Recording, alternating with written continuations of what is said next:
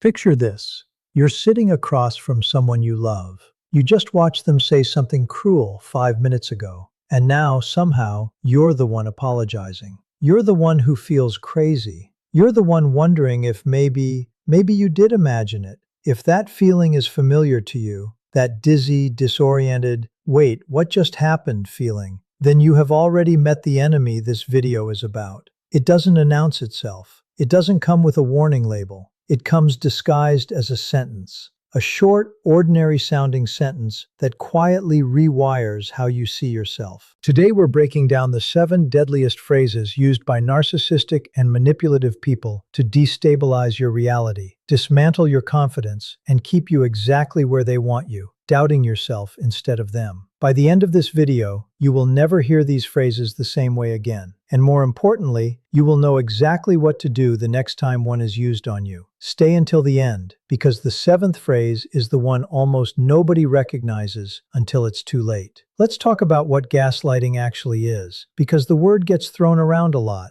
and I want you to understand the mechanism, not just the label. Gaslighting is not simply lying. Everyone lies sometimes. Gaslighting is the systematic, repeated denial of someone's reality, with the specific goal of making them distrust their own perception. It is not a single event. It is a pattern. And patterns are exactly what we're going to train your eye to catch today. Here's why this matters so much. The human brain is wired to trust the people we're closest to. That's not a flaw, that's attachment. And it's how relationships are supposed to work. A manipulative person exploits that trust. They know that if they say something with enough confidence and enough repetition, your brain, which wants to believe them, will start to override your own lived experience. That's the whole game. Not winning an argument, rewiring your trust in yourself. So let's get into it. 7 phrases. I want you to think of these not as insults, but as tools. Each one has a very specific job. The first phrase is, "You're overreacting." On the surface, this sounds like a comment about your emotional intensity. It is not. It is a redirection tactic. Something happened. Maybe they broke a promise. Maybe they said something cutting. Maybe they did something that genuinely hurt you. Instead of addressing what they did, they address how you responded to what they did. Suddenly, the conversation is no longer about their behavior. It's about your instability. This is powerful because it's almost impossible to defend against in the moment. How do you prove you're not overreacting? You can't. There's no meter for that. And that's exactly why they use it. It moves the goalposts from a fact you could point to, "You did this," into a feeling that can be endlessly disputed. You're too sensitive. Over time, if you hear this enough, you start preemptively shrinking your own reactions. You start swallowing hurt before you even express it, because some part of you has learned that expressing it just gets turned back around on you. The second phrase is, "I was just joking, get a sense of humor."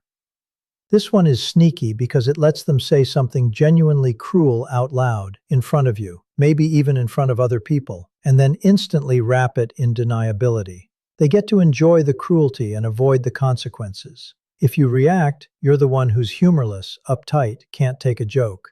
If you don't react, the insult lands and you absorb it silently. It's a trap either way, and that's what makes it so effective. Over time, this teaches you to laugh along with things that actually hurt, because the alternative, being labeled no fun, feels worse in the moment.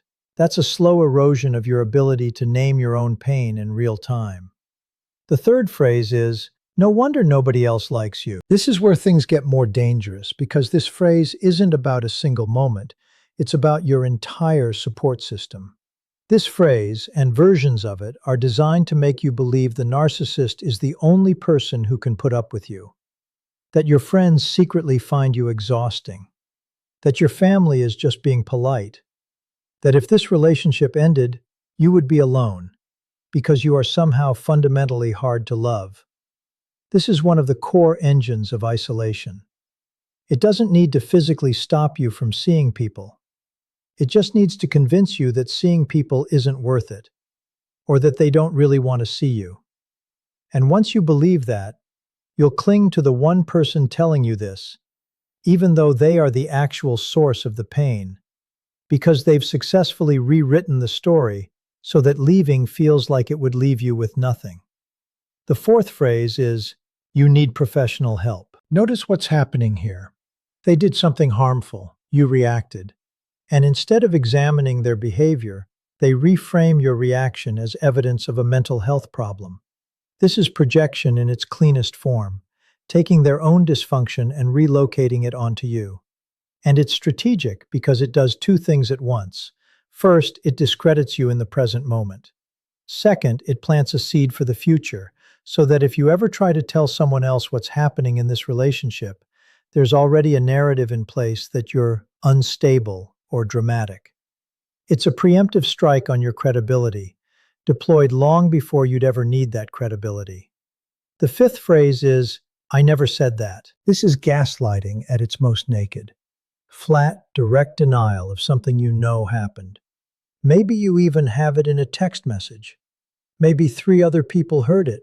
It doesn't matter. They will look you dead in the eye and deny it happened, with total calm, sometimes even with a little pity in their voice, like they feel sorry for you for misremembering. The goal here isn't actually to convince you that you're wrong. Deep down, they usually know you're right. The goal is to make the disagreement itself so exhausting, so destabilizing, that you stop bringing things up at all. Because once you can't trust your own memory of events that you lived through, you no longer have a stable ground to stand on in the relationship. And whoever controls the story controls the relationship. The sixth phrase is, if you really loved me, you would. This is emotional blackmail, and it works because it weaponizes the very best part of you, your capacity to love, to sacrifice, to show up for someone. This phrase turns your empathy into a leash. It reframes a boundary as a betrayal. Maybe you don't want to lend money you can't afford to lose. Maybe you don't want to cut off a friendship they're jealous of. Maybe you just want one night to yourself. Suddenly, wanting that makes you the bad partner, the selfish one, the one who doesn't love enough. This phrase can make you say yes to things that quietly cost you your money, your friendships, your time, your dignity. One small surrender at a time, each one justified in the moment as proof of love. And the seventh phrase, the one I promised you at the top, the one almost nobody clocks until they've heard it 100 times, is, you're the one who started it. This is what psychologists call DARVO. Deny, attack, reverse victim and offender. It's the most sophisticated phrase on this list because it doesn't just deny one fact, it flips the entire emotional architecture of the conversation. You bring up something they did that hurt you. Within seconds, they are no longer the person being held accountable. They are the victim. You are now the aggressor, the one who always brings up the past, the one who can't let things go, the one who is attacking them. And here's the part that makes it so insidious. You can watch it happen. You can even name it while it's happening. And it will still often end with you comforting them or apologizing for something they did to you. If you walk away from this video remembering only one phrase, make it this one. Because once you can see DARVO in real time, you will never again mistake it for a real apology or a real accountability conversation. Now, here's what I want you to take from all 7 of these. None of these phrases are really about facts. They're about control over your reality. Every single one of them has the same underlying job: to move the responsibility off of the person causing harm and onto you, the person experiencing it. Overreacting, joking, no one likes you, you need help, I never said that, if you loved me, you started it. 7 different sentences, one identical function. Make you doubt yourself so thoroughly that you stop trusting the one instrument you actually need to protect yourself, your own perception. So let's talk about what you actually do with this information, because awareness without a plan just leaves you anxious. The first thing I want you to build is a habit of external anchoring. This means when something happens that feels confusing, you write it down or you voice note it to yourself. right after it happens, before the conversation has a chance to be rewritten. Not to build a case against anyone, to protect your own memory from being edited in real time. Gaslighting depends on you not having a record. Give yourself one. The second thing is to stop trying to win the argument about what happened and start noticing the pattern of how these arguments always end. You will almost never successfully argue someone out of gaslighting you, because the goal was never truth, it was control. What you can do is notice, every single time, that the conversation follows the same shape. That's data. That's evidence not about the specific fight, but about the relationship itself. The third thing, and this is the hardest one, is rebuilding your relationship with your own perception. If you've been gaslit for a long time, you've probably gotten into the habit of running your own feelings past someone else before you're allowed to trust them. I want you to practice sitting with a reaction, just yours, just for a moment, before you let anyone else tell you whether it's valid. Your nervous system reacted to something real. That reaction is information, even before anyone else weighs in on it. And the fourth thing is this. Notice who is in your corner outside of this relationship.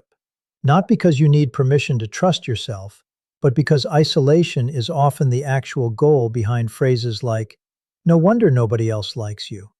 Reconnecting with the people who knew you before this relationship, or who see you clearly now, is one of the fastest ways to get a reality check that isn't filtered through the person who benefits from you doubting yourself. If any of this felt uncomfortably familiar while you were watching, if you found yourself nodding along to a specific phrase, or remembering a specific conversation you've replayed 100 times, trying to figure out what went wrong, I want you to hear this clearly.